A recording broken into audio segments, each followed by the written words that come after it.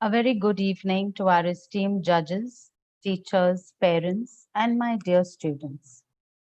I warmly welcome you to our inter-house debate, which under normal circumstances would have been held in our school hall. Today, due to this unforeseen situation, but thanks to the advancement in technology, we are able to host our inter-house debate on a virtual platform. Today, the 15th of August, is a very important day. The Assumption of Our Lady and Independence Day. Two beautiful celebrations. It is a day when we remember our freedom fighters, our warriors on the front line. It is a day when we show solidarity to our nation. In what better way can we do so at Loreto House? With our inter-house debate. I now hand over to Mrs. Mogrelia, who will lead us into the evening's proceedings. Good evening once again, everybody. Debates, as you know, form an integral part of the Loreto House event calendar. Each year, our budding debaters find several opportunities to hone their skills in inter and intra-house debate competitions. This year has panned out differently, as ma'am has just said. But we did not want to deny our debaters, especially those in their final year in school, the same opportunity. So we chose to go online. And here we are with our first ever inter-house debate competition online.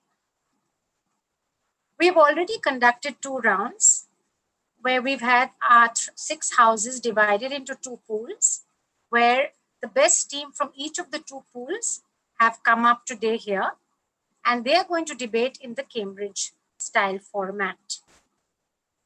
The debates have been purposely planned around and on Independence Day, as we would like to see our students engage in pertinent and contemporary issues that affect each one of us.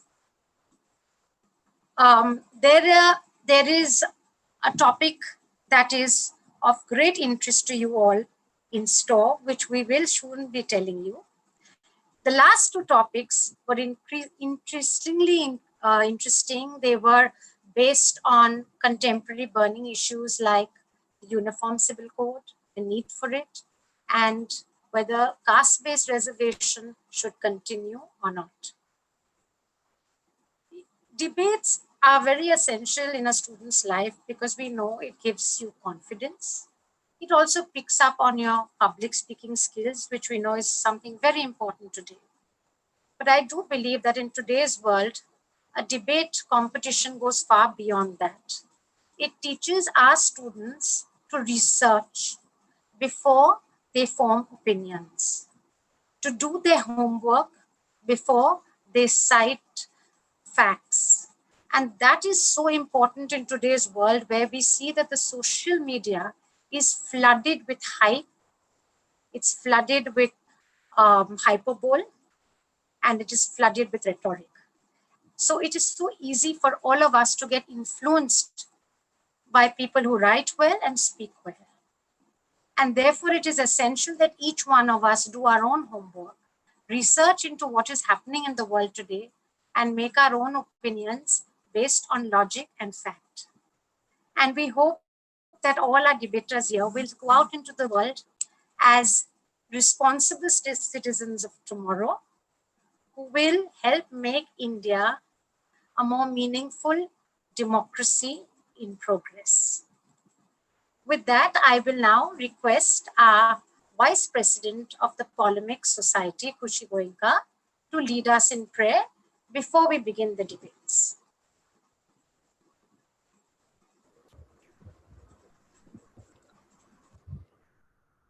God, our loving Father, we lift our hearts and minds before you in humility and grace. We come before you with a thankful heart to bless this inter-house debate competition. We know you are present in our midst to bless us all, especially each and every participant, so that they may do their best. Bless them, Lord, with perfect self confidence and clarity of mind. Bless our respected judges with wisdom and discernment to carry out their part with joy, and to all others who have helped make this event possible and successful. We thank you for always being with us and guiding us in everything we do. Amen. I would now like to invite our principal, Mrs. A. Gomes, to introduce our esteemed judges for today's debate.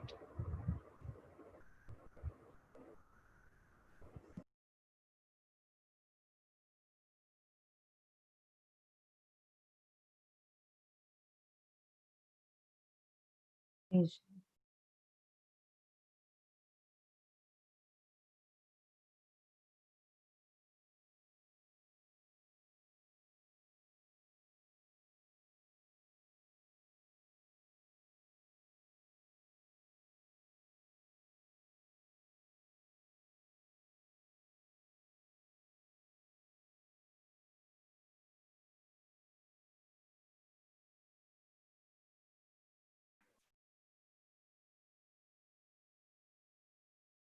I do apologize for that little delay, but that is technology. Uh, it gives me great pleasure this evening to invite Mrs. Esther D. Rosario, who is the principal of Welland Goldsmith, Patuli. Ma'am has a master's degree in commerce and education, and she has been associated in the field of education for almost 2 decades. She is the chairperson of the Berkmeyer Hostel and serves on the boards of Dr. Graham's Homes as well as Albany Hall Public School. Ma'am strongly believes in the importance of public speaking. She has judged many debates, not only in Welland Goldsmith, but in other schools, including the recent prestigious Clifford Hicks Memorial Debate. Being an advocate of inclusive education, Mrs. Rosario has embraced and implemented this ideology in her institution. She considers education to be the right of every child, and as an educator, it is her duty to provide this opportunity to them. Mrs. D. Rosario exhibits two important qualities. One, ma'am is humble, and two, she is extremely approachable. You will often hear her quoting the words of Ralph Waldo Emerson: speech is power, speech is to persuade, to convert, to compel. A very warm welcome to you, Mrs. D. Rosario. Our second judge for this evening is Mr. Lincoln Druart, the Vice Principal of St. Thomas's Boys' School, Kidappo. He is presently in his 30th year of service to the institution and has been teaching in the +2 department for the past 24 years. Apart from being a Thomasite, he also shares an alumnus with St. Xavier's College, Kolkata, and the University of Osmania, Hyderabad. Being a multifaceted person, Mr. Lincoln Druart is passionate about quizzing, debates, elocution, and creative writing events. A confident speaker and an acclaimed anchor, Sir has anchored a variety of events in his school. He is the editor-in-chief of the school magazine Flash, the Telegraph in Schools Golden Flame Awards 2008 nominated and awarded Mr. Lincoln Druart with a certificate of merit to the Touchstone Award. Sir too has moderated many debates and has evaluated essays as well for the Albert Barrow Memorial All India Inter-School Creative Writing Competition. He has adjudged the Inter Martinia debate competition, Frank Anthony Memorial Debate, and the Inter-School Theatre Debate, Kolkata. Mr. Duat has adjudged creative writing contests in Don Bosco as well. A very warm welcome, sir, to Loreto House. I would like to add that both our judges this evening have a common characteristic feature. Both are highly organized people, and if I may say, they are quietly efficient. A very warm welcome, Mr. Duat and Mrs. D. Rosario.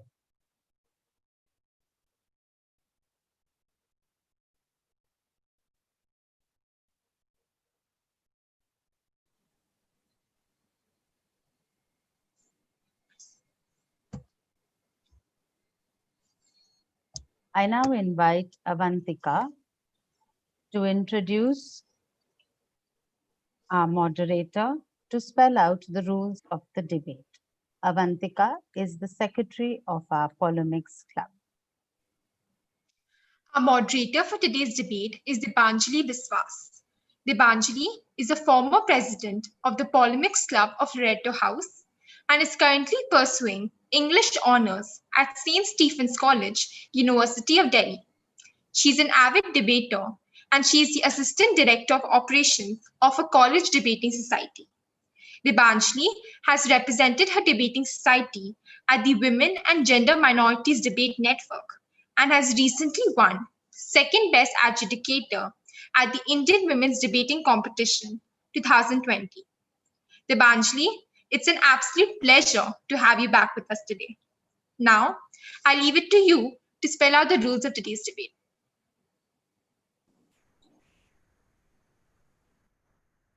Thank you so much, Avantika. That was a great honor. It's a really great honor to be back to my school and to be here amongst my peers, a place that was a foundation for me to get into debating.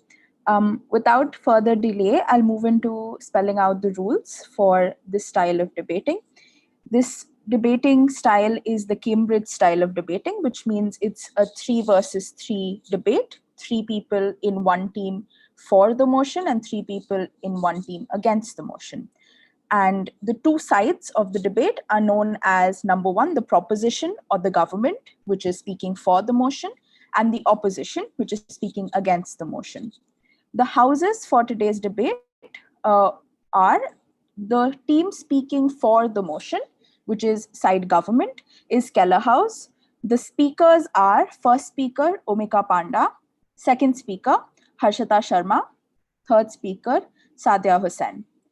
The team speaking against the motion, which is side opposition, is Kennedy House, and their speakers are first speaker, Ananya Chatterjee, second speaker, Akshata Mudra, third speaker, Trishla Bed. So now that we know which houses are going for and against, and we know the general style of the debate, I'll go into explaining how the format works. For those of you judging, the format means that teams will alternate between speakers, which means that the lead speaker from side government will start. And after that, the lead speaker from side opposition will come up and speak. And then after the lead speaker from opposition is done speaking, the next debater, which is the third speaker, will now be the second speaker from side government, right? So it will alternate between government, opposition, so on and so forth, right? At the end of the third speaker from side opposition, there will be 2 reply speeches made by the lead speakers from both sides. So after the third speaker from opposition speaks, the opposition leader will come and give the reply. And then after opposition leaders reply, the lead speaker from side government will give the reply. This is a standard practice in debating when we do Cambridge form or any parliamentary form, because this allows government to have a final say in the debate, since they start off with a slight disadvantage, since they are the first team and they don't really have any kind of experience of what has happened in the debate already, since nothing has happened at the first speaker. So it gives them a chance to respond fairly and have enough time to engage with arguments from the other side. So that is the format of the debate. Moving into some general rules, keeping in mind this format. Number one, rebuttals and questions that you will answer from the other side are to be integrated and to be a part of every speech. There will be no separate questions that will be asked. Secondly, when we talk about time, the time limit for the lead speakers of both sides, which is lead speaker of government and lead speaker of opposition, is 5 minutes each. Every speaker after that, which means the second, third, and reply speeches of both government and opposition, will be 4 minutes each. So two speakers will get 5 minutes, which is the lead speaker of both teams. And then after that, all the speeches, which is second, third, and reply, will be 4 minutes each. Please keep in mind that the timekeeper will hit the first buzzer when there is 30 seconds left for your time to be over. After your time is over, which is the 4-minute mark or the 5-minute mark, a double buzzer will be rung. And ideally, teams and speakers should be done wrapping up by now. In the case of you not having finished your sentence, or in the case of you giving some concluding remarks, some grace period will be given in the form of, say, about 30 seconds. But after that, if the speech goes on for way too long, or if there's too much constructive material being brought in after the time has ended, then I will step in and I will be allowed to intervene in order to ask the speakers to kindly conclude their speech as fast as possible. The scoring pattern, moving on to the scoring pattern, this has been provided to the teams, I assume. Just to rehash the scoring pattern for the teams, the viewers, as well as the judges, is that it is a total of 50 points. The division of this 50 points is as such. Content is 15, which means what is the actual matter you're talking about. That constitutes 15 points. Logical reasoning, how well you explain the logic behind your arguments, is 10 points. Delivery, which means how well you speak, whether your speech is structured well, whether you are coherent, whether you seem confident, whether you're reading from a paper or not, all of this comes under delivery, and delivery is worth 15. Rebuttal in speech is worth 5, and response to questions asked is worth 5. Rebuttal and response to questions are to be integrated within the speech.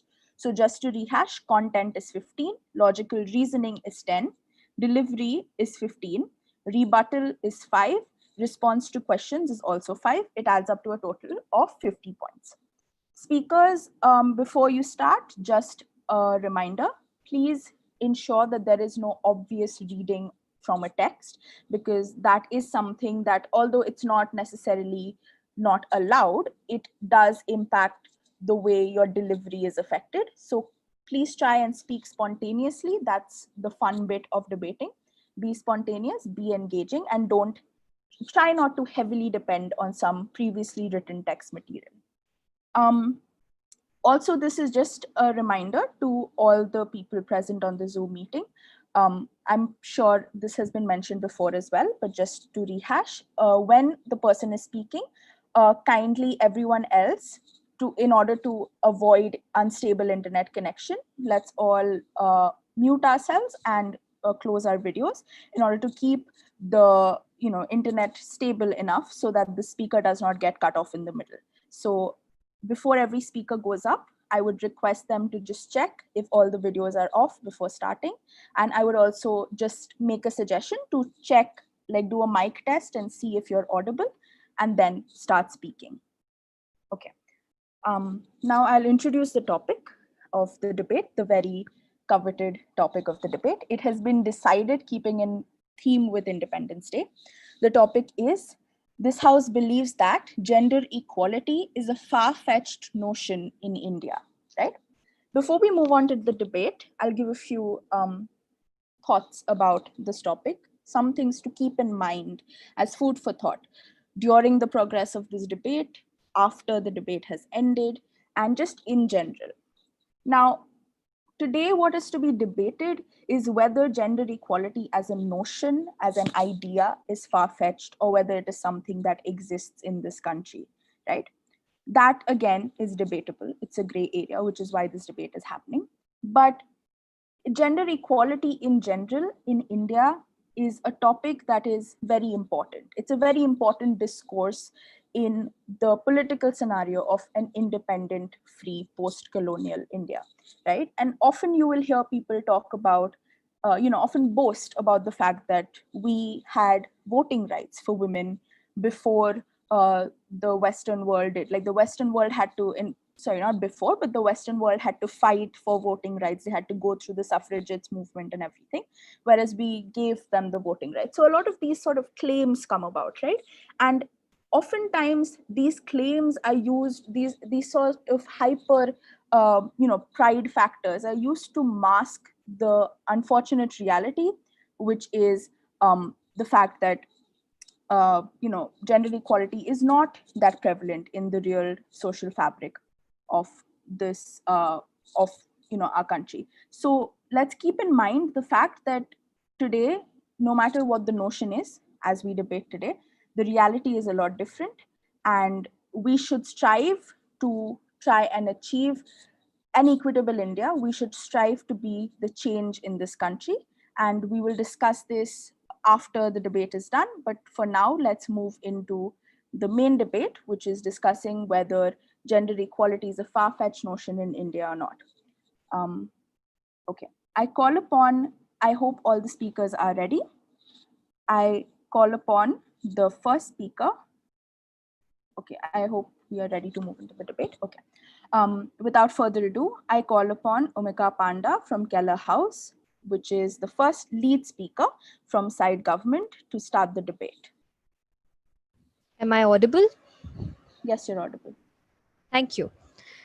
A very good evening to one and all present here. My name is Umika Panda and I stand firmly proposing today's motion. The motion for today states gender equality is a far-fetched notion in India. Now, members of the House, allow me to deconstruct today's motion first. Gender is the state of being male or female in relation to the social and cultural roles that we consider appropriate for men and women. Equality is the state of being equal in the case in special regard to rights, opportunities, and status. And a far-fetched notion refers to an improbable idea. Without any further ado, allow me to introduce the constructives of my team today. My second speaker shall be addressing how gender divide and this whole concept of gender discrimination is a grassroots problem in our country today. And despite all the activism, all the empowerment stories that we hear via social media or otherwise, which is celebrated in great pomp, it is despite all of that, it is still a far-fetched notion and a highly improbable idea. And my third speaker shall be elaborating on how intrinsic and how long lasting this problem has exactly been. Now, members of the House, when you heard this motion, did you think about the transgender community? Did you think about the third gender? I, for a fact, did not think about the third gender.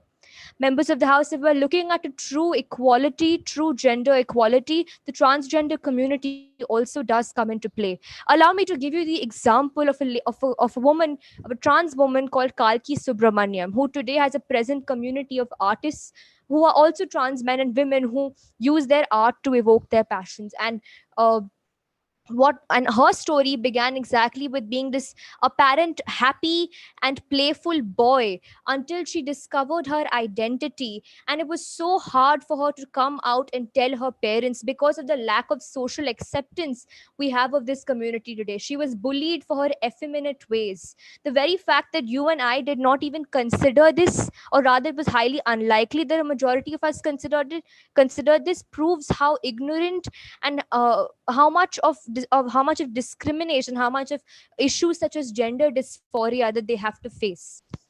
In fact, they congregate in these communities and live separately because most of them are ousted from their households. They're not accepted.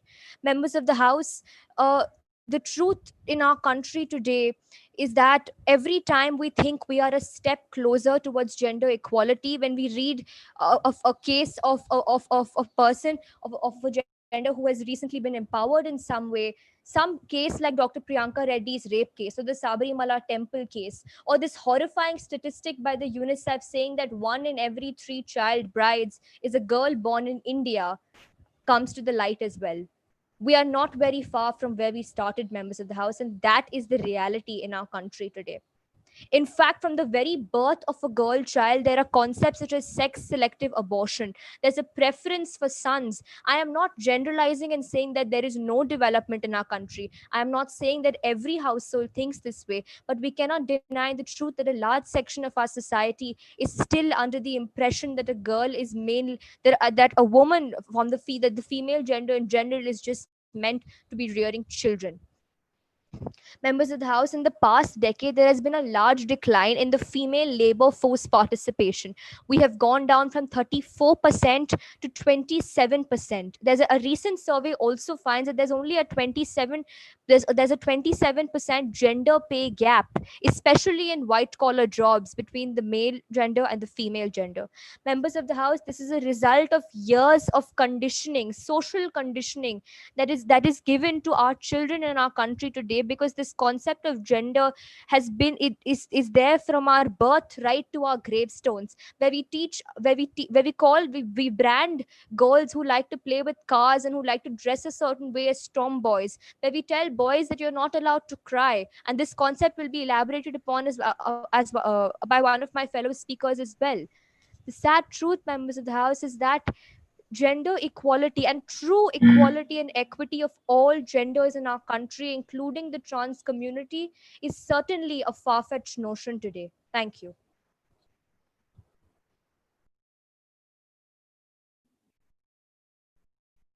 I thank Omika for her speech, and I call upon the lead speaker from Kennedy House, which is the lead speaker from side opposition, Ananya Chatterjee, to continue the debate.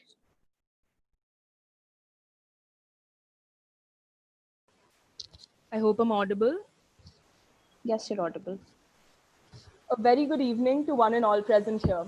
Today, I, Ananya Chatterjee, representing Kennedy House, stand firmly against the motion gender equality is a far-fetched notion in India.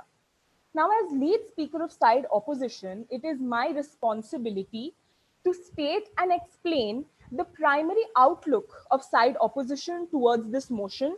And this is also in response to the various statistics quoted by lead speaker of side proposition. We as side opposition do not believe that gender equality has already been achieved in India. We do not think that society as a whole is following all the ideals of gender equality in entirety. However, what we do believe is that today in India, in several ways and forms, gender equality has been achieved. And that as a country and as a society at large, we have made significant development and are continuing to make progress, and therefore we will soon be able to achieve all the ideals of gender equality. And thus, today's side opposition is here to prove that in India, gender equality is not some improbable or implausible concept. It is not some far-fetched notion, but in fact, it is a possibility which can be attained in the near future. As I spoke of progress, I take from the example given by the leader of side proposition who spoke about the rights of transgender people.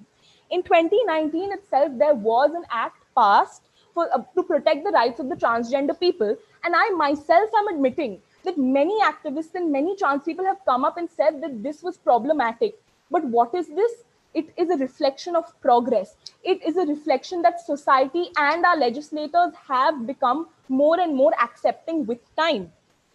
Article 15 of the Indian Constitution prevents discrimination on the grounds of gender and several other categories. Now, the existence of this article does not prove that there is no gender discrimination in India.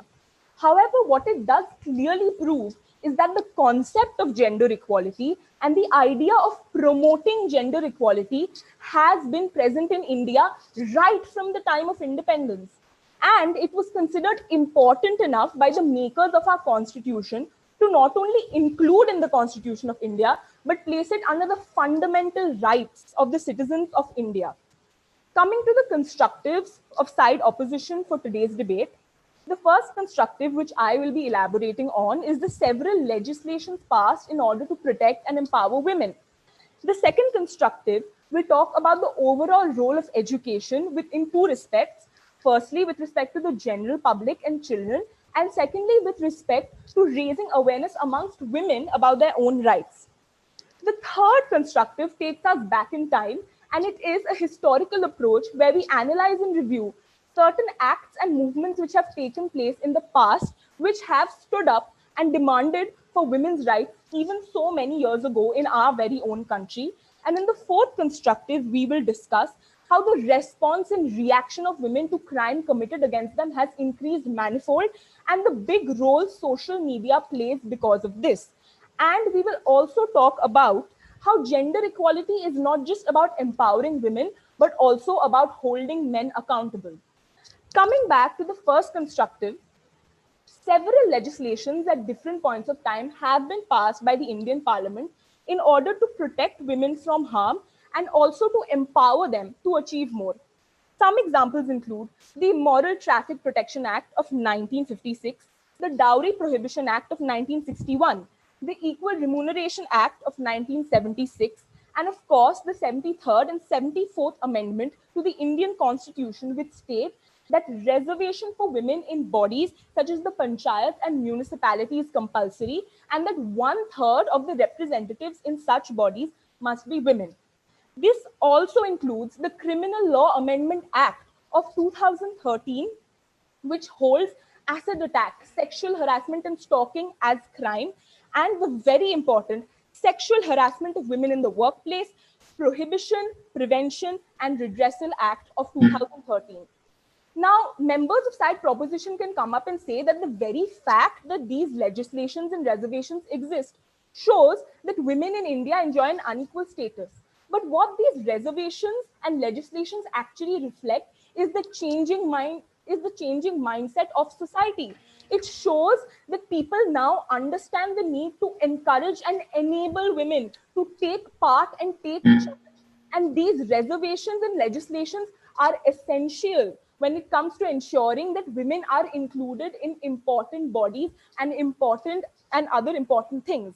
And thus, I would like to conclude my speech by reiterating my stance and stating that today's side opposition believes that gender equality is not some far-fetched notion, but in fact a possibility which can be attained in the near future of our country. And my team members will further elaborate on this. Thank you. I thank Ananya for presenting the case for side opposition. I now call upon the second speaker from side government, Harshita Sharma, to continue the case for side government. Am I audible? Yes, you're audible. Okay. Good evening to one and all present here. I am Harshita Sharma, representing side proposition. Members of the House, gender is something which has been socially constructed. It is social and cultural in nature. People have come up with assumption of roles based on gender. For example, a woman is because a woman is passive, submissive, emotional, she's given and has the function of giving birth to children, has the role of childbearing, child nurturing, and child rearing, and can't do things which require physical exertion. Similarly, a man is supposedly dominant, has more physical power than woman, is given the roles of going outside home and working and doing work which requires physical exertion. Members of the House, this is not something that I'm stating alone. Our very sociology textbook states that. It also goes on to mention that the society is becoming more complex. It is modernizing, and women are giving opportunities. But when they're given opportunities and not when they're given opportunities, they are being handicapped. They aren't being excluded, but they are being handicapped. For example, in professions such as medicine, such as journalism, such as college teaching, women are being handicapped, which means opportunities are given, but the right to exercise those opportunities is not equal. And this shows how inequality prevails in our country. Members of the House, now I would like to state some statistics. There has been an increasing decline in the sex ratio and a major decline in the child sex ratio since 1981. The ages of 0 to 6 years, there has been a massive decline in the sex ratio. This points towards the extent of inequality present in our country. Members of the House, let me also explain why do people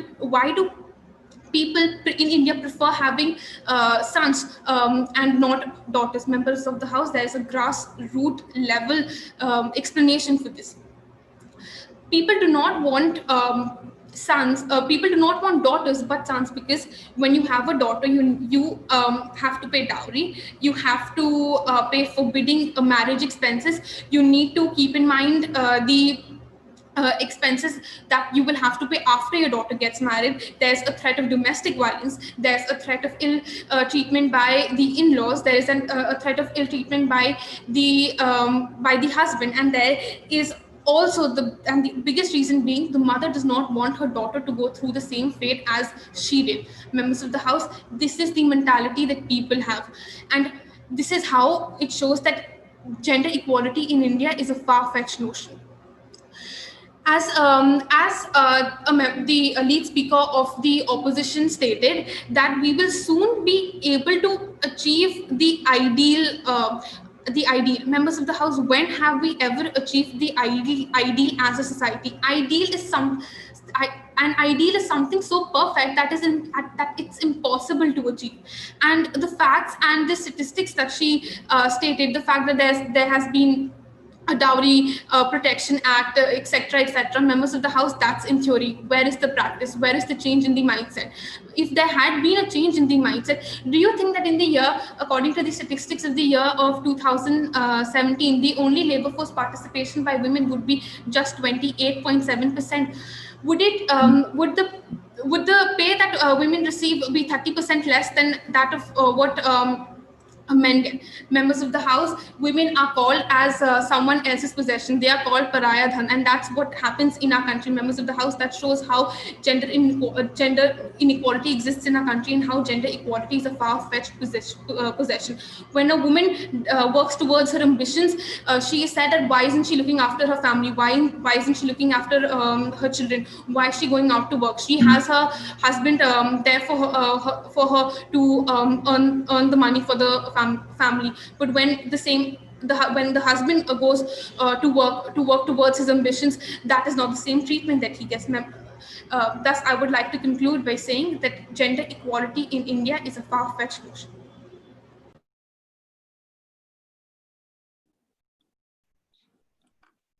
I thank Harshita for her speech, and now I call upon Akshita to continue the case for side opposition. Akshita is the second speaker from Kennedy House speaking against the motion. I hope I'm audible. Yes, you're audible. So a very good evening to one and all present here. I am Akshita Mundra, and I'm the second speaker from side opposition. I am going to be elaborating on the second and third constructives of side opposition. Coming to my first constructive, India has always been fighting for gender equality from the very beginning. The lead speaker mentioned that we have not come far enough. We have not come far enough. Now let us just see from where we began. Okay, so in British India, practices like child marriage, sati, johar, and female infanticide was prevalent. Our religious reformers like Raja Ram Mohan Roy and his Brahmo Samaj vigorously attacked such practices and was successful in banning them.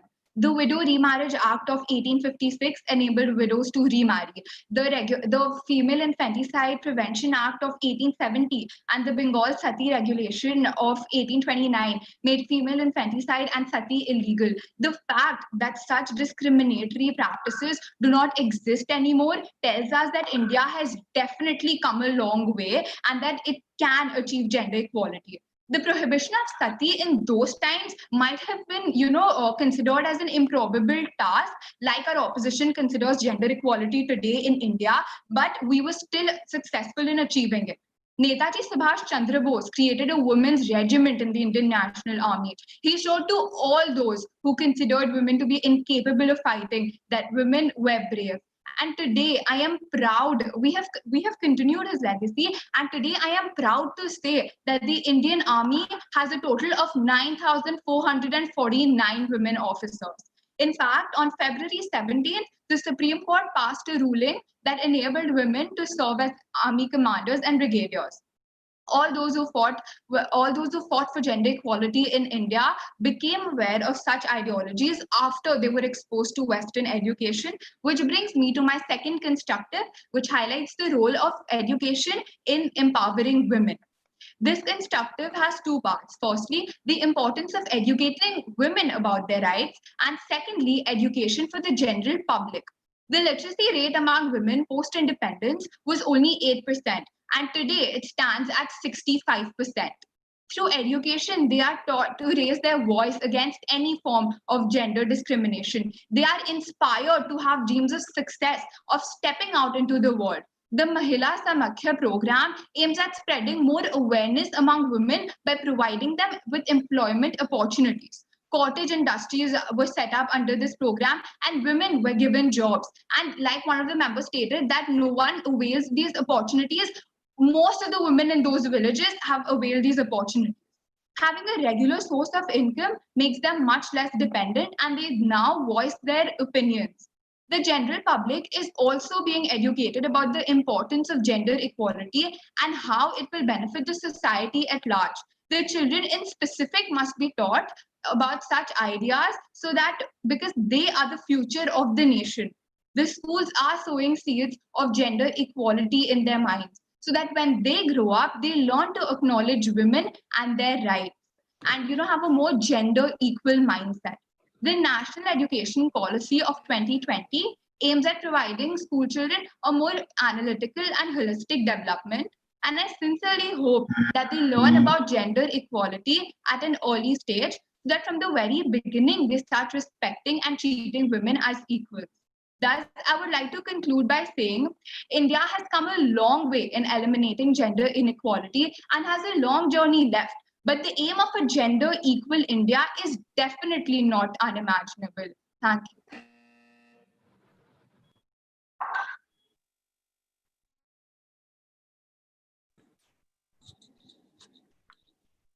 I thank Akshita for her speech, and now I call upon Sadia from Keller House to speak for the motion and continue the debate. Sadia is the third speaker from side government, which is Keller House. Am I audible? Yes, you're audible. A very good evening, honorable members of the House. As the third speaker of the side proposition, it is my duty to, in fact, propagate the statement of the motion, which is gender equality in India is a far-fetched notion. We must understand, members of the House, that for the past 3,000 years, from the very beginning, since the opposition brought up the point of the very beginning, let's talk about the past 3,000 years.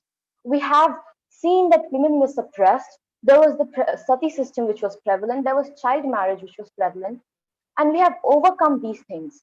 But is there still gender equality? Yes, there are programs. There are programs, there is awareness, but how aware are women who are not literate, who are still illiterate?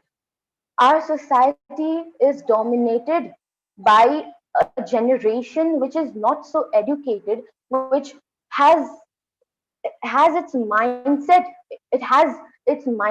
imbibed has its mindset imbibed has in its mindset imbibed the fact that gender discrimination, that this discrimination is something very normal. We must understand that we as the youth may not believe in gender discrimination, may oppose gender discrimination, but the generation which is existing, which is our previous generation, still believes in gender discrimination. There is a generation which still believes that there exists gender discrimination. Members of the House, we must understand that as citizens of India, it is our duty to get rid of gender discrimination of any wise that is trying to threaten the unification of our country. India is a country where yes, there has been the enactment of laws, as the members of the opposition said. There has been enactment of laws like protection of women against domestic violence. But when was it enacted? It was enacted in 2005. We have already crossed more than a decade. It has been over a decade, and we have still not achieved protection of women against domestic violence because there are women still being violated domestically by her in laws, by their in laws and their husbands. Yes, there has been dowry prohibition act, but people still take dowry. Women still have to give dowry, and this act was enacted in 1986. It's been over a decade. So how long? The point of argument is not whether there is gender equality or not, because the opposition and the proposition both agree that there is gender inequality. The point of argument is whether we will achieve it in the coming 10 years in the near future or whether it will take a long time. The proposition, based on the facts and based on the statements of the motion, is simply proposing to the members of the House that this gender equality can only be achieved in the coming 100 years or maybe even more, because our society still does not actually believe in gender equality. Members of the House, we are not saying it is impossible to achieve gender equality, but yes, the fact that it can be achieved in the coming future is absolutely impossible. Here, India is a country where for over a decade we have seen that assault cases on women have drastically increased. And this increase of assault cases have led us, the proposition, to believe that it will take us a lot of time to achieve gender equality. We must understand, members of the House, that India is a country where gender equality is not prevalent, where gender equality can be achieved only when all the members of the society, all each and every individual believes that there is something called gender equality, that there is something called equality which must be achieved. But here we see that there are assault cases on women which are rapidly increasing. The members of the opposition talked about statistics and census. Well, in 2008, between the age group of 15 to 16, we had 20% of the girls going to school. And that degraded in 2018 to only 13.5%. So, are we actually progressing? Is there any progress, Abhi, please any wrap. sign of progress? Uh, Thank you so much, members of the House.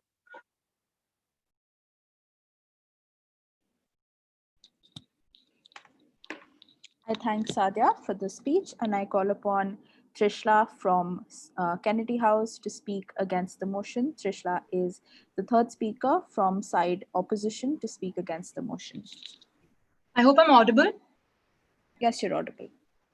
Good evening, members of the House. Today, side opposition firmly believes that the gender equality is something that is currently not prevalent, but in the recent future it will be, and it is a belief that can be achieved. Now, taking over from my previous opposition member, education is something that has empowered women and men, has facilitated and being given an awareness. It has been a field of which has given awareness to so many people, to women and people around India. It has opened up professions and fields like the Indian Air Force. Women like Gunjan Saxena and Sarla Thakral, one of the first female pilots of the Indian Air Force.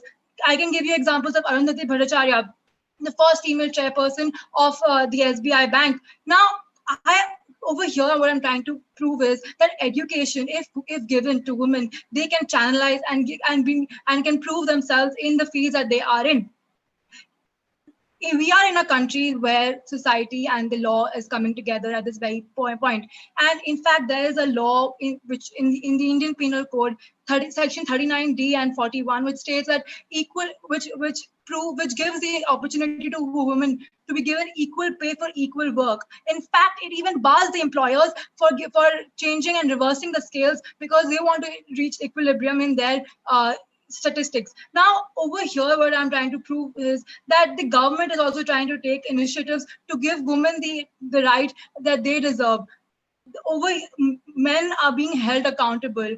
NGOs are being opened up. Women are being given the opportunity to speak up.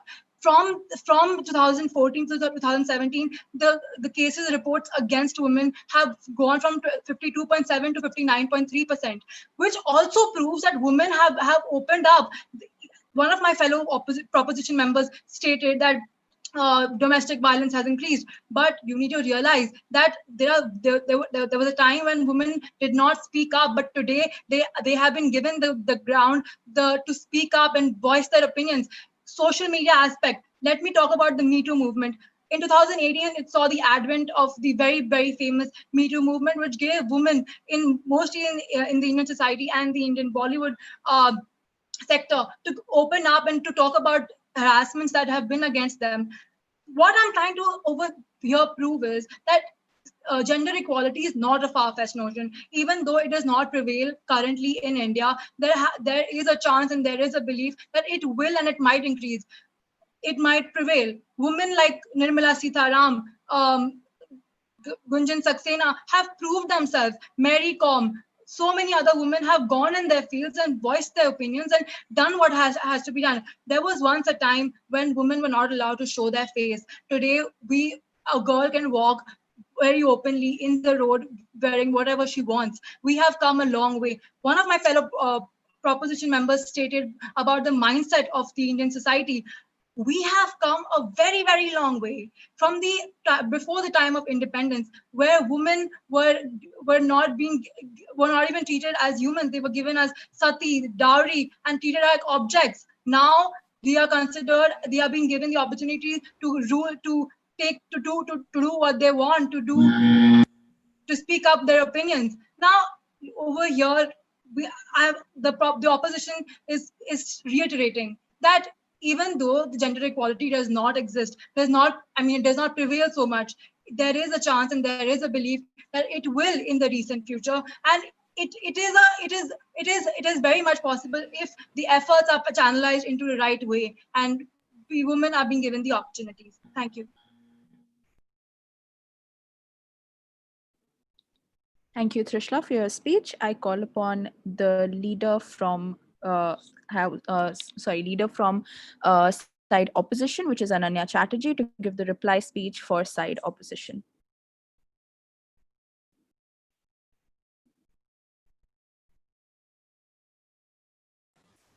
Yeah, I hope I'm audible, everyone.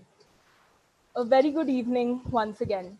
Now, in this speech, I will be addressing certain things which members of side proposition came up and said, which proved their ignorance and the fact that they weren't really listening to our arguments. One of the speakers of side proposition came and said, and she spoke at length about gender roles, societal construct, etc., which no one can deny. But what is true is that at the current time, more than ever before, gender roles and glass ceilings are being shattered. For example, in 2018, in the Indian Air Force, we had our first woman commander. And now women in the Indian Army also have the right to become army commanders. We spoke, members of side proposition spoke about how the deep rooted nature of gender inequality in the grassroots level cannot be removed. But the second member of side opposition clearly addressed the importance of education and how it is truly essential in spreading the message of equality. There was talks of domestic violence and how there is no reporting of crime. But in the last few years, there has been a significant increase from 52.5% to 57.6% in the reporting of crime by women. There are also several resources and helplines for victims of domestic violence and victims of human trafficking who now have somewhere to go. People spoke about women being illiterate and therefore women being powerless. But there are so many women, especially in the rural areas, who, despite being illiterate, have taken up vocational training and work in small scale cottage industries. And even this tiny amount of independence is so liberating for them. Talking about educating women, our very own West Bengal government has taken up the Konyasri initiative, which was recognized by the United Nations in the year 2017. And overall, there are 800 crore women working in some job or the other across India. The third speaker of side proposition came up and dramatically mentioned about how maybe in 100 years we will achieve gender equality. Well, first off, so much for positivity. And secondly, even if you and me are not alive, even if our own children are not alive in 100 years, there will still be Indians alive to enjoy that society which truly acknowledges and has achieved gender equality. It is also true that the third speaker of side proposition came up and accused us, side opposition, of continuously quoting statistics and then went on to quote some more statistics herself. So, once again, I would like to conclude by saying that as side opposition, we are aware of the problems. We are aware of the fact that there are laws, but the crimes those laws address still continue. But it is also true that those crimes, as compared to the past, perhaps 10 years, perhaps 20 years, have gone down because of the existence of those laws. And now more than ever, women are stepping up to speak up for themselves. And even more importantly, men are being held accountable. Men know now that they can't get away with excuses, that it's not all men. They know they have to step up and own up to what they have done. And it is also true that we as humanity, forget the discrimination and separation of gender, are coming together to become overall more sensitized towards each other's needs.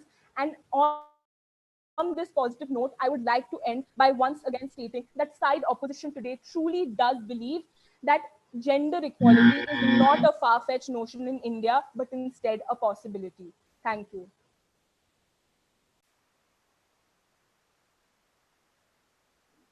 Thank you, Ananya, for your speech. And now I call upon the lead speaker from side government, which is Keller House, Omika Panda, to give the reply speech and conclude the debate.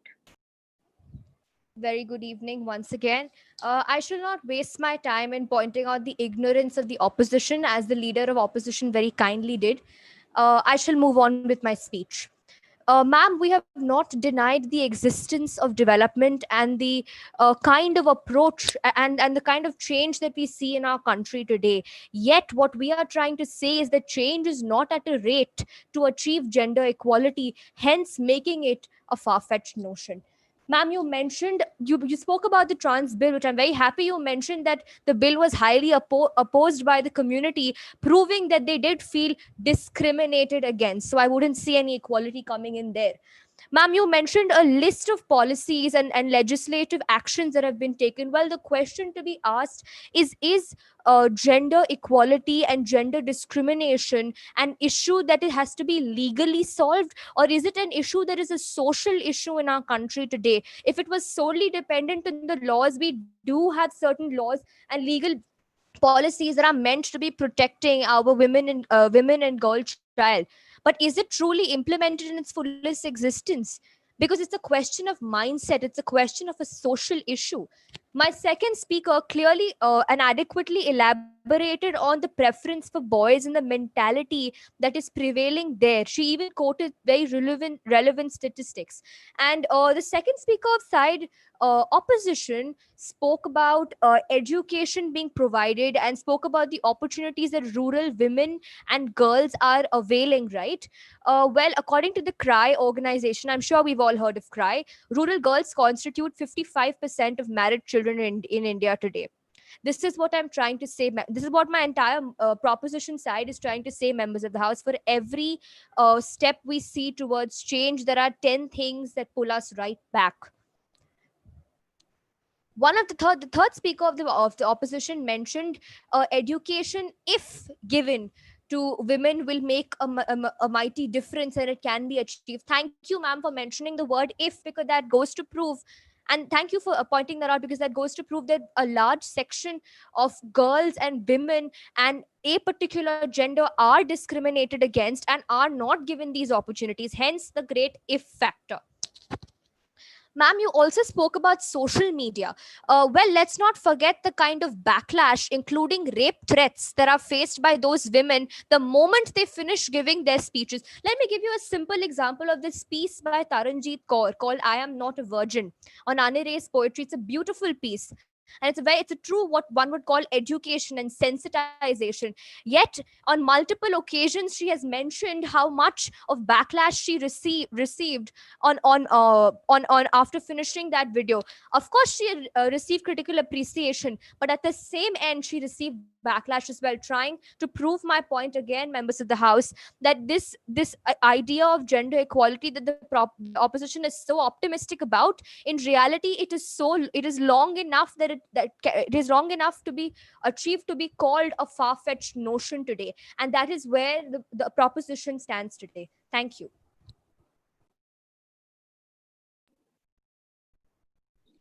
I thank Umika for the reply speech from side government. With that, we come to the end of the official debate.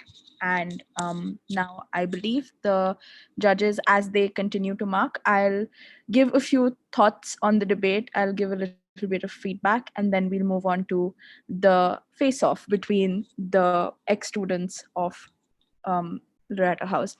Now, speaking about the debate itself, right, I feel like I have to congratulate, no matter what the outcome of the debate is. It was so phenomenal hearing each and every one of you speak.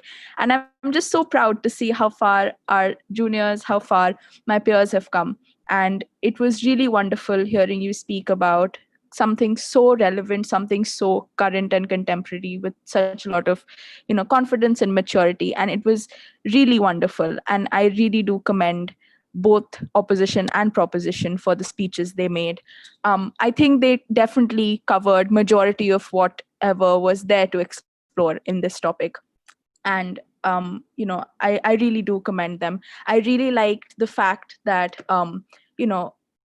government comes up, and when they talk about how it is a far-fetched notion, not because that there are no changes being made, but because those changes are so minute that they don't necessarily add up too much, right? And that sort of an explanation does clearly go against what opposition's trying to say, and that was a good line of argumentation to take, right? When you talk about how I really like opposition government side, when they talk about the inclusion of the transgender community as well, the LGBTQ community as well, because that's an important aspect that is often forgotten. And that does show how far we are from actually achieving gender equality in real life, right? But then again, I do also see the arguments from side opposition, and I agree with them as well, right? When they talk about how, sure, we might be very far away from it, but it doesn't mean that the notion doesn't exist. It doesn't mean that progress or the potential of progress doesn't exist. And over the years, we have experienced progress, even though it might have been slow, but we can only hope for the best in the future, right? So, both sides, I think you did a phenomenal job to cover the topics of the motion. If I had to give some suggestions as, say, engagement, or what kind of arguments you could have probably taken to take down the other side's arguments a little better, side opposition, when I feel like side opposition should have categorically focused a lot more on the concept of notion, right? That it's not about how well it's implemented in society, but whether the idea of gender equality exists, whether the sentiment of gender equality exists. Talk about how, although the change has been slow, generational change has happened, right? Although it has been limited to certain areas, there has been a change in mindset. Currently, although it's limited to, say, the urban elite, it has happened, which didn't exist in the past. So it shows progress, right? Focus on the notional aspect of it more. Focus on some examples that include other genders other than women, which is something that government capitalized on. Talk about how homosexuality was decriminalized, right? Those kinds of aspects. And as for government, I feel like there were a lot of arguments that you made which were brilliant, and there were certain things that could have been taken a lot farther, in the sense that you could have spoken about how certain things like reservations or the ban against child marriage sometimes are tokenistic, sometimes are just for show, right? The fact that child marriage still exists irrespective of laws is something that shows that does the government even care? Even if policies are in place, do they even actually care about gender equality, or is that just a way to kind of maintain a good face in front of public, right? Talk about how no matter the representation of women in places like, say, the army, they're still discriminated against, right? No matter whether someone who belongs to the LGBTQ community gets to be in the army or not, they are still constantly looked down upon for not being man enough, for not being strong enough, right? So those are all arguments that could have probably been added on a little bit, but irrespective of that, it was a phenomenal debate, and it was so great seeing the amount of confidence that each and every one of you have. I'm really glad that there was a consensus on the fact that gender equality is far from real in the way it's, in the way it exists in the real world, which is true, right? We have so many instances of gender equality not being there, right? In the case of, even think of corona, the situation of lockdown, right? There have been an increased number of domestic violence cases, right? Because now there are women stuck at home with their abusers, when previously their sort of escape was staying away from them for a little while during, the workday and stuff. There has been so many issues of workplace harassment, differential payment in wages, right? Even though it's not directly there, but that sort of difference exists. And it shows that, it's not that women aren't capable of doing a lot of work, it's just that their efforts are not recognized, and they're not given the same sort of platform, or they're not given the same amount of worth in society as men, irrespective of what they do. When I was looking at the topic, I was thinking about this, the quote from Mary Ward that's very famous in our Loreto family. It's there framed in the big hall as well. Women in time to come will do much, right? And I realized that it's not that women in time to come will do much. Women throughout history have done much. Mary Ward herself was an example of a woman of her time who did much. We are all examples of women who are pursuing educations. Our teachers, our principal are example of women who have jobs, who hold positions of power. We are women who have done much, but still in society we don't get the same amount of worth. And that's not because we can't do enough, it's just because we're not respected enough, right? Same with the LGBTQ community. They're not even visible in society, right? Any sort of credibility that comes to them, any sort of trait that belongs to their gender identity is pushed under the rug because they just don't want to be recognized as, valuable, worthy people in society. And that's the issue that exists, right, in society. So no matter what the outcome of the debate is, no matter whether the judges come to a conclusion on which side wins, no matter which side is proven correct, in the sense that does notion exist, does this notion of gender equality exist, does it not exist, at the end of the day, even if it does exist or even if it doesn't exist, it's still our duty as members of a gender minority community to, go ahead and be the sort of people who propagate our concerns, our gender concerns. Because you and me sitting here debating come from, the urban elite. We come from a group of people who have resources. We come from a group of people who have privilege. We are people who have got education. We have a supportive family. And a lot of people don't have that. So on this Independence Day, as we talk about gender equality, we should remember that although we have that sort of independence, a lot of gender minorities don't have the independence to be themselves. A lot of gender minorities can't be themselves because they're looked down upon.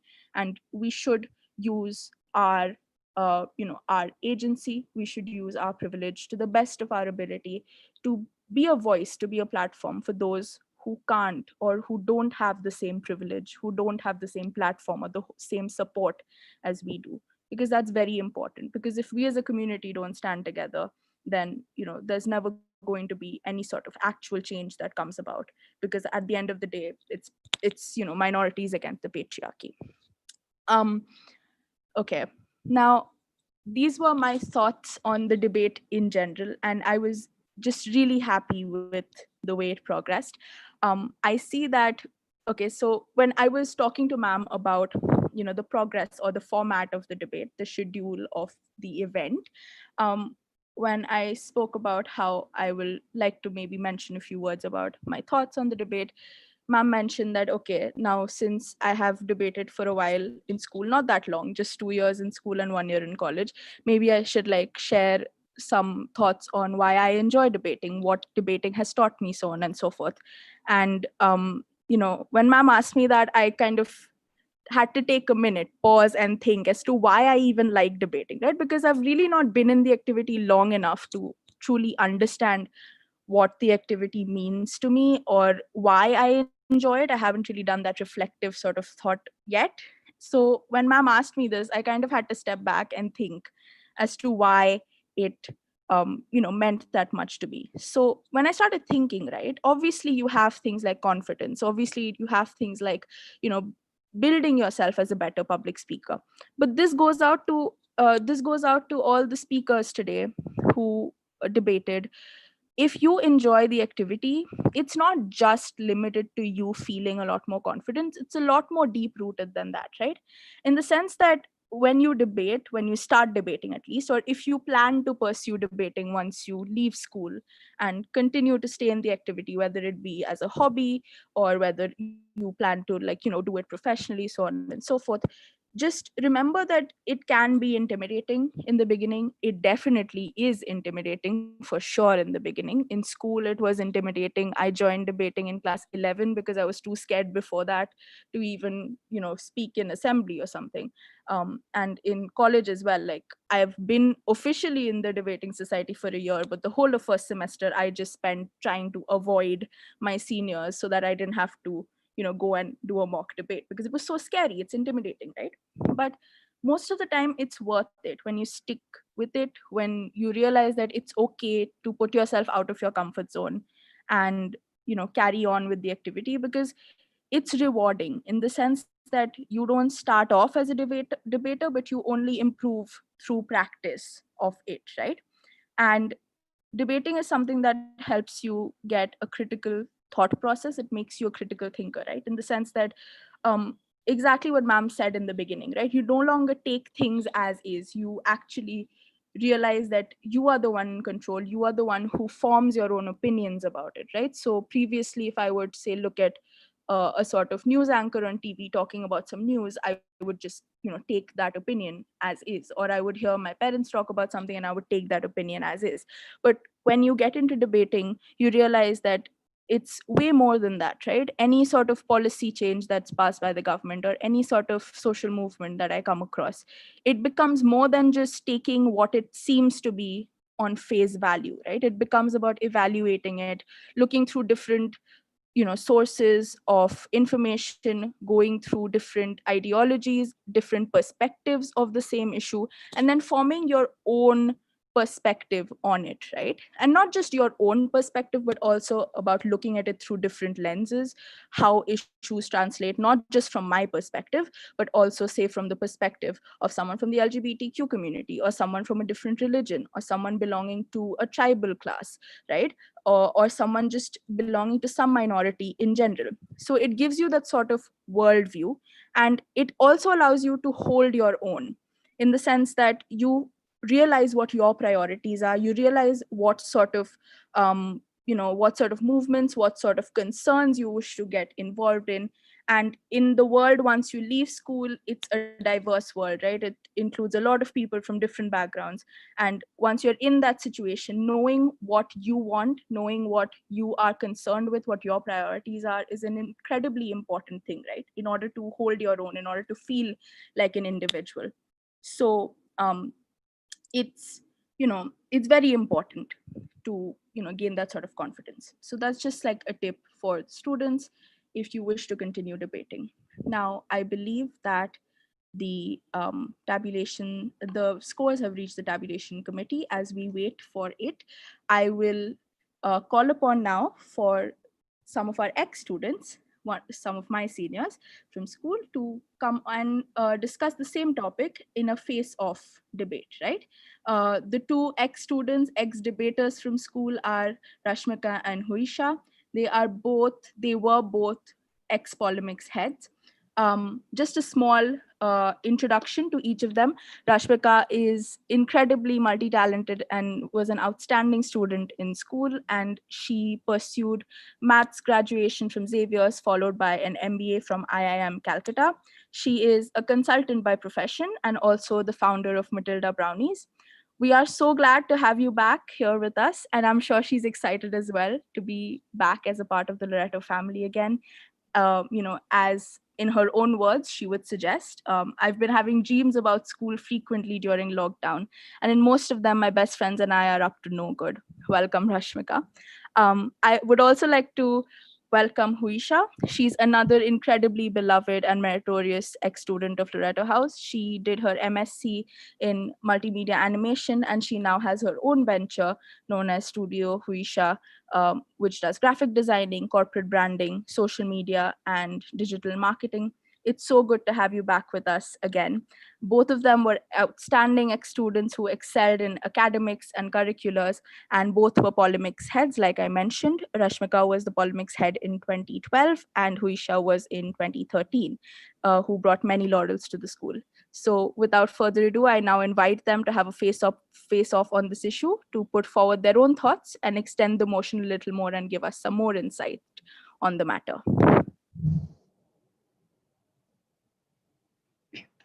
Hi, am I audible? Good evening, and thank you so much for having us. We are here to discuss something that has already been extensively discussed by girls who have worked a lot harder and done a lot more research than we have, and really left no points for us to highlight. So, I mean, essentially what I'd be doing is paraphrasing things that a lot of the girls have said. And to make it better, Debanjali has already whacked my opening line, which I'm very bummed about because that was the one thing that I was quite excited to use. But anyway, for the uninitiated, the motion for today reads,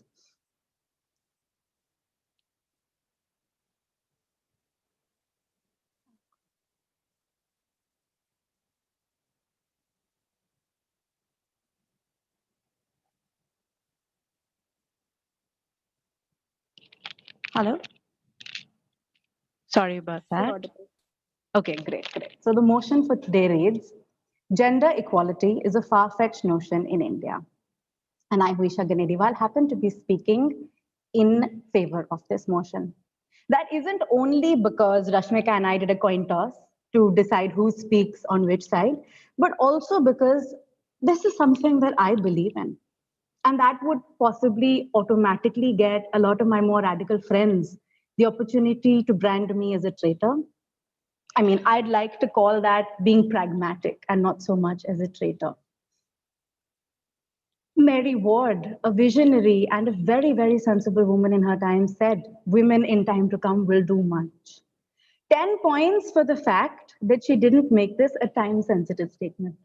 Because while we are, have, and will continue to do much, we're still a long way away from being in a situation of gender equality.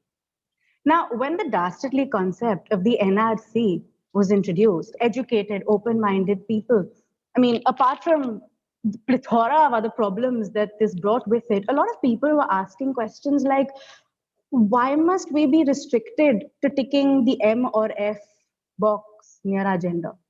How will transgender members and other people of the LGBTQ community who have been sort of thrown out of their families produce documentation to justify their citizenship? Why is the government giving citizenship to religious minorities and not to homosexuals and women who are persecuted in neighboring countries? If the idea of the NRC was to give asylum to those who have been persecuted in surrounding countries. Meanwhile, she was my mother's nanny of sorts. She's an alternate grandmother to me. She feeds Tipu, our dog, every day. Every morning, she hand feeds him, while the other three girls, we have 4 dogs, while the other 3 sit very patiently awaiting their turn. And every time I ask why he is being given preferential treatment, she very indulgently says, oh, badmash to ye hai na, ladkiyan to sun deti hain, kha leti hain. It's this undercurrent that you can see even in her behavior towards an animal who is male. It's not conscious. It's something that she does without even realizing.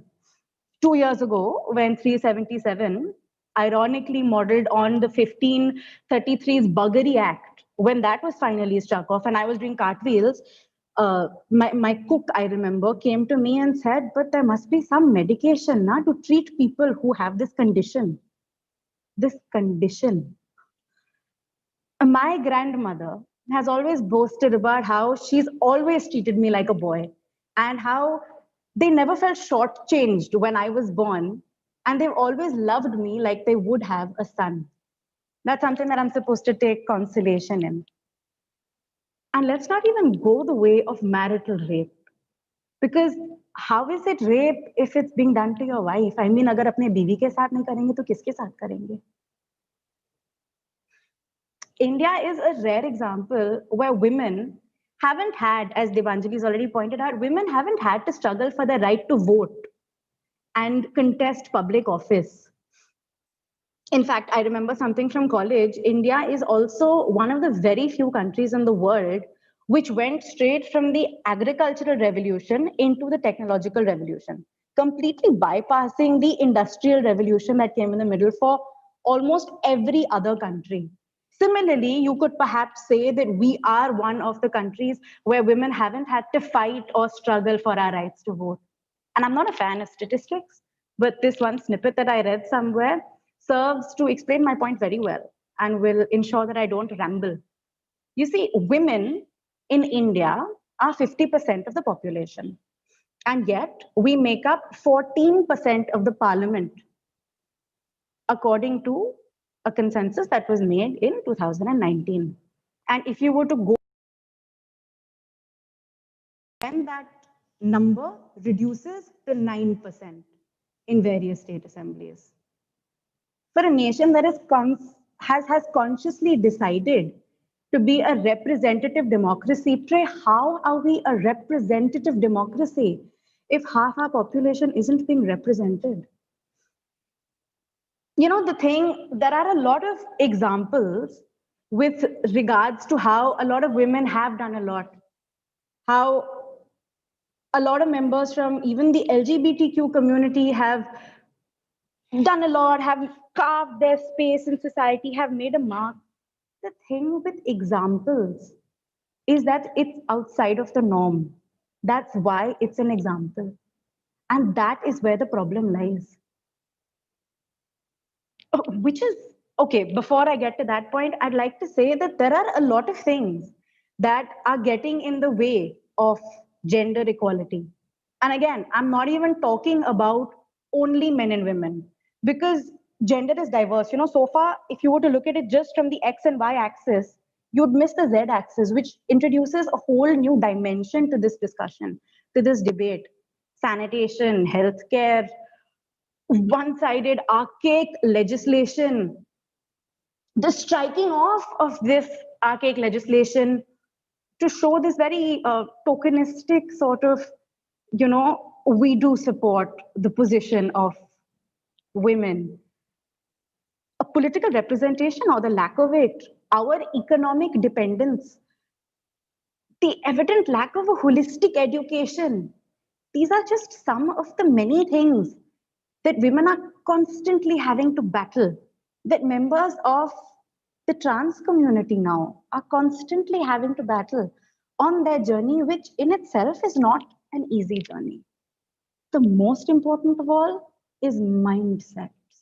Because, and this is something I believe very passionately, I mean, if you look at a problem, you have to look at it in its contemporary setting. You can't just look at it in a vacuum, because the ground reality is often very different.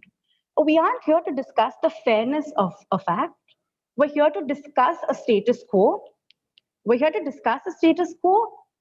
And the truth is that we're still a very long way away from changing that status quo. There is a gaping lack of gender equality in our country today. And it is a very long way before that lack is actualized. And this mindset that I'm talking about isn't just men, you know. More often than not, it's very easy to just make them the antagonist to this problem and we're done. We are often our biggest enemies. And for this, I'd like to quote from this, a couple of lines from this poem by Sarah Kay. She says, and I quote, "There'll be days like this when you open your hands to catch and wind up with only blisters and bruises. When you step out of the phone booth and try to fly, and the very people you're trying to save are the ones standing on your cape." That's the scary part. That's what we have to truly address before gender equality can become realized in our country. John Berger, he was a Marxist art critic. He described, he spoke extensively about the position of women in art. And he described the position of a man, the position of a woman, very interestingly. So he says that the presence of a man depends upon the way the world sees him. The presence of a woman depends upon how the world sees her in the space that is allotted to her. And I think this is a very telling comment. Nothing is said about the LGBTQ community, needless to say. But please, not for a moment do I want you to think that I am against gender equality. I am a woman. I have worked very hard to get to the little place that I am in. That has been much easier than God knows how many people who have come before me because they have paved the way for us already. But there is still a very long way to go. I will end because Rashmika is sending me messages saying, Huisha, I want to talk as well. So I will end again with a few lines from Sarah Kay, because what better way to end than on a poem? She says, when your boots fill with rain and you're up to your knees in disappointment, those are the very days you have all the more reason to say thank you. Because there's nothing more beautiful than the way the ocean refuses to stop kissing the shoreline, no matter how many times it's sent away. You're the girl with small hands and big eyes who never stops asking for more. Remember that good things come in threes, and so do bad things. And always apologize when you've said something wrong, but don't you ever apologize for the way your eyes refuse to stop shining. Your voice is small, but don't you ever stop singing. And when they finally hand you heartache, when they slip war and hatred under your door and offer you handouts on street corners of cynicism and defeat, you tell them that they really ought to meet your mother. Thank you. Over to you, Rashmika.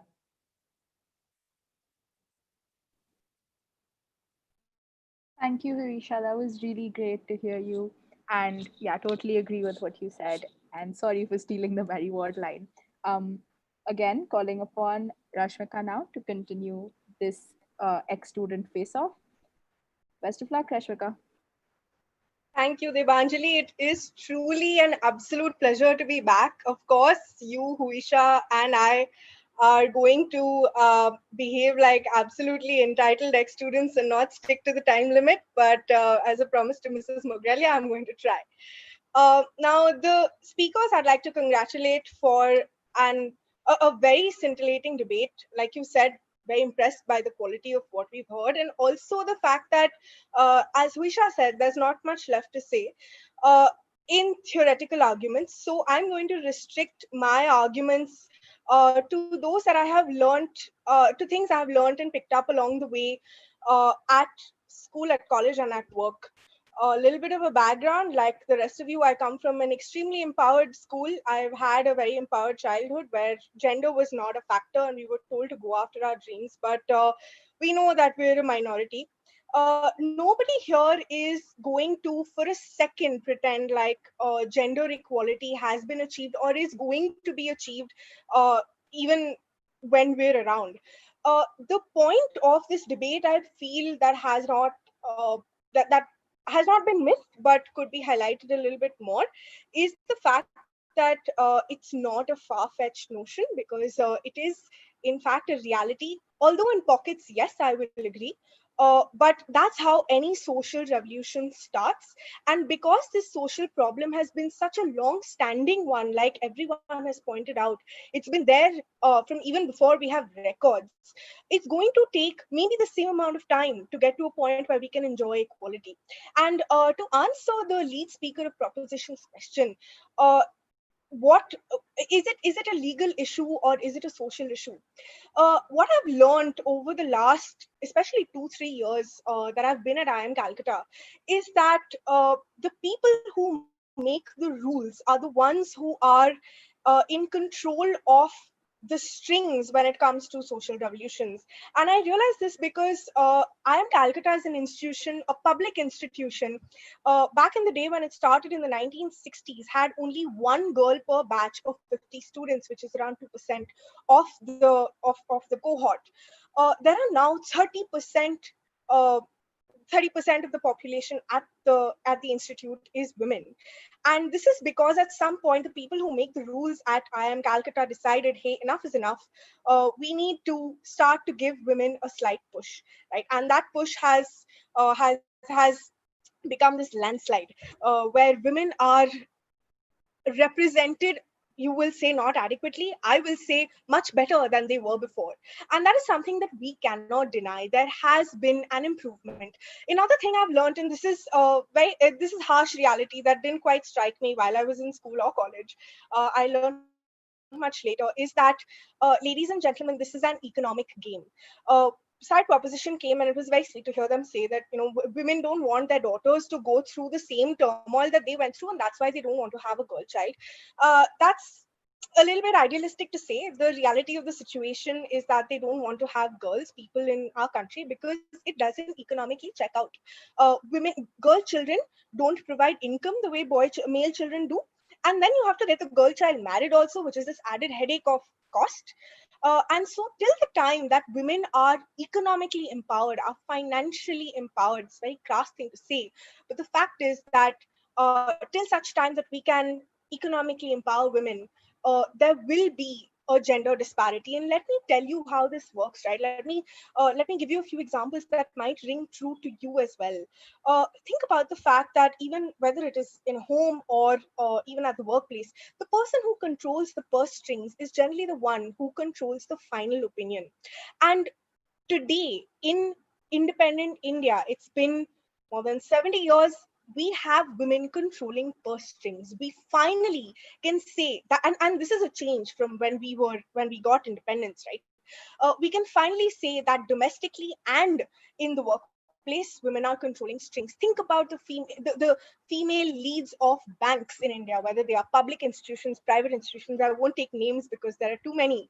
Think about the women who sit in parliament. You will say there are very few and only 17%. I'll say they are the ones who are controlling opinion. Think about the female news anchors. Think about the female business women, the the female investors, the women in political in the armed forces. These are the women who are not only controlling purse strings and policy decisions, they are also controlling public opinion. A female news anchor, ladies and gentlemen, is so much more effective in checking gender disparity than, say, a male news anchor, for whatever unfortunate reason. And we see that there has been a huge spike in the number of women who are controlling economics and opinion.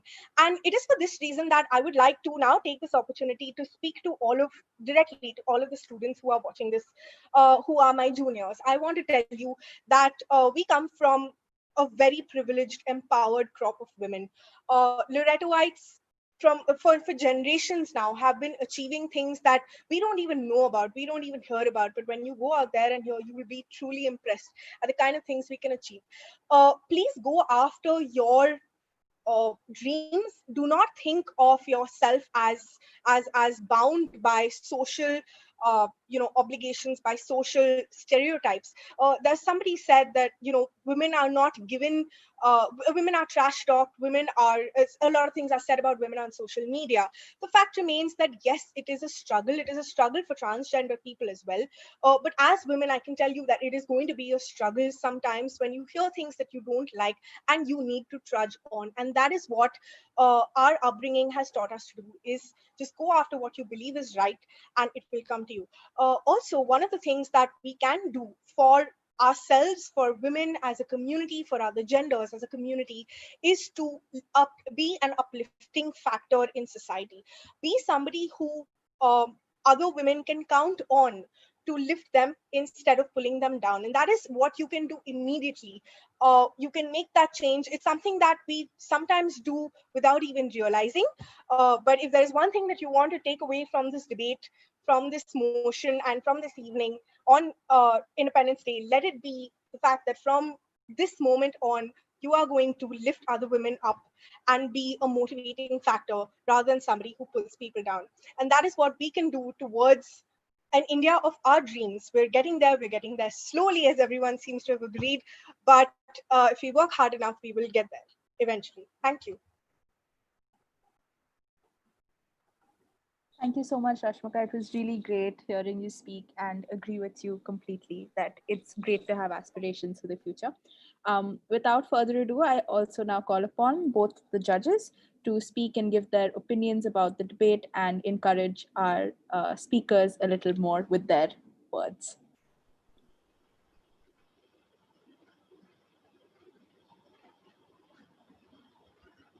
A very good evening to all. Am I audible? Yes, ma'am, you're audible. Wish you all a very happy and safe Independence Day. Firstly, I would like to congratulate all the speakers. Girls, you all were excellent. What a splendid presentation. You were eloquent, confident, and you spoke with so much conviction. So kudos to all of you. No matter what you score, you all are winners for us. I would not speak anything about today's motion because Debanjali, Huisha, and Rashmika spoke so beautifully and so well. So I think it covers it all. I take this opportunity to thank Mrs. Aruna Gomes, the principal, for inviting me and giving me this opportunity to witness something so enlightening, so delightful. Thank you so much, ma'am, and thank you to your team for this fantastic debate. And God bless your school and God bless your work. Thank you. Thank you so much, ma'am, for your kind words to the students. And now I would call upon Drought sir to give his thoughts. Good evening, Loreto House. Good evening, Lady Principal, Mrs. Aruna Gomes. These three ladies have bereft me of words. That's Debanjali, Huesha, and Rashmika. They've said all that actually I thought I would say. So I'll keep it very short, and I'll just share your thoughts, my thoughts, very briefly with you on this debate. You know what I feel, girls, that the purpose of this debate has been achieved this evening. The deliberations on the topic has been able to hone your debating skills. I think the topic was befitting for a day so special for India to mark our 74th year of independence. You also presented your points very well. And what stood out was that the spirit of the debate and the fight was not missing. I've been actually awestruck at the cross section of thought and the immense possibilities of the human mind. How you've been able to research this and explore the topic to such a great extent. Then, uh, the ability to question, justify, and rationalize. From the word go, you got off to a start. And, it didn't happen in this debate. The topic was not lost. It went from the proposition to the opposition, and it was handled with immense maturity. And I also found that this debate was not unnecessarily cramped. And the idea was to entertain as well and to enlighten us as well on the topic. The topic was appropriate. It gave me a sneak peek into your minds. And I'm a little curious to find out whether the motion was carried by the House or defeated by the end of this evening. Once again, Loreto House and Lady Principal Mrs. Aruna Gomes, thank you once again for having me on at this debate. Thank you so much. Thank you so much, judges. It was so great to hear your opinions and your feedback. Without further ado, I call upon Mrs. A. Gomes, our principal, to give her own thoughts and then to lead into the vote of thanks. Almost everyone loves to debate or to sit back and at least enjoy a debate. And that is exactly what we have done this evening and the last 2 afternoons on Thursday and Friday. We have had 18 participants over these last 3 days debate on current but extremely sensitive issues. And children, I must say that we have witnessed all of you engaged in excellent verbal parley. I want to say that we are very proud of all of you. I know there's going to emerge a winner shortly, but as ma'am rightly said, each one of you is a winner in our eyes. We are immensely proud of your impeccable debating skills. Well done, girls. At this point, I would like to say a very special mention to our polemics animators, Mrs. Ward, Mrs. J. Gomes, and of course, Mrs. Mogrelia, who has been and I think will always be the heart and soul of the Polemics Club. We have seen excellent debaters in Debanjali, Huisha, and Rashmika. Thank you very much, Polemics animators, especially Mrs. Mogrelia. And I will end with your first line, Debanjali and Huisha. Whether the motion stands or falls, women in time to come will do much, and the time is now. Thank you. I now hand over to Ananya, who is the president of our Polemics Club, to give the vote of thanks. Thank you so much, Mrs. Gomes. Once again, a very good evening to one and all. I didn't put on my video. Ma'am, it's absolutely. Ma'am, your video was on. It's fine. Okay. Once again, a very good evening to one and all present here. As the president of the Polemics Club of Loreto House, it is indeed my privilege to be delivering this vote of thanks today, although I hope I'm not being marked on this speech as well. At the beginning of this year, I anticipated being a part of many firsts, but being in charge of organizing the first ever online inter-house debate competition was definitely not on my mind. It took us a dozen conference calls and several dozen text messages to figure out how we would carry this out. From auditions and practices to the different rounds and various styles, and we were forever competing against that 40-minute timer on Zoom. But I'm glad that we managed to pull it off, and that here, at the end of the final round of the debate, we have with us our esteemed judges, Mr. Lincoln Druart and Miss Esther Di Rosario. Thank you so much, sir and ma'am, for being a part of this extremely special journey and for being so generous with your time. A very special thank you to Debanjali Biswas for gracing us with her presence today as the wonderful moderator, for her wonderful insights, and of course, all the help at our very first debate practice. A big thank you to Mr. Postwala for all the technical support, and of course, our wonderful tabulation committee and timekeepers who kept things running so smoothly, and we didn't have a single thing to worry about. I would like to take this opportunity to thank our principal, Mrs. A. Gomes, for always encouraging us to follow our passion. Thank you so much, ma'am, for giving us the opportunity to conduct this online debate, and your support and presence means so much to us. A very special thank you to Huisha Di and Rashmika Di for their brilliant insight at the end of today's debate and for being there to support us through all 3 days. And their speeches, along with Debanjali's speech, definitely made me feel like I shouldn't be the one delivering this vote of thanks. Of course, the biggest and most heartfelt thank you to the animators of the Polemics Club, Mrs. J. Gomes, Miss L. Ward, and of course, Mrs. Mogrelia, without whom we wouldn't know what to do.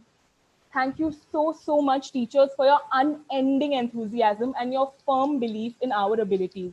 We couldn't have imagined pulling this off without your constant guidance and support. At last but not the least, I would like to thank every single participant for their immense dedication and effort, with the most special thank you to the Polemics Club office bearers, Khushi Goenka and Avantika Singh, for their huge help and support in making this event a true success. Thank you so much, everyone. I now request our principal, Mrs. Gomes, to please come and declare the results for today's debate. Thank you, ma'am. The much awaited results. But before that, I would like to say a special mention to all the participants of this debate yesterday and on Thursday. In Gandhi House, we have Abigail Francis from class 11C, Malika Agarwal from class 9-2, and Anushka Moitra of class 9-1. Well done, girls. All of you delivered very well on the last 2 days. From Mary Ward House, we have Khushi Goenka, class 12H, Oilini Sen, 12H, and Ridhima Chomal from class 10-1. You two girls were very good. From Tagore House, we have Aditi Balasya, Tista Ray, and Ananya Sinha. And from Naidu House, Avantika Singh, class 12H, Vibhanath, Class 11H, and Riya Jain, Class 11C. Both Tagore House and Naidu House spoke very well, and I think you too deserve a round of applause. From Pool A, we had a best speaker, and that was Omika Panda from Class 9-2.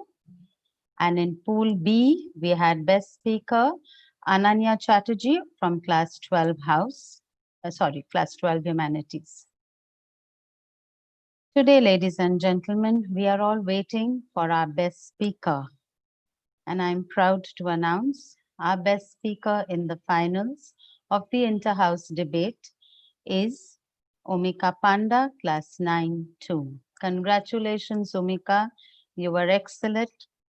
And I think your rebuttal won most of your points. Excellent, Omika. Very well done. Thank you so much, I ma'am. want to say a special mention that Omika is one of our youngest debaters from class 9, and you have a long way to go ahead of you. I'm sure you will do us proud.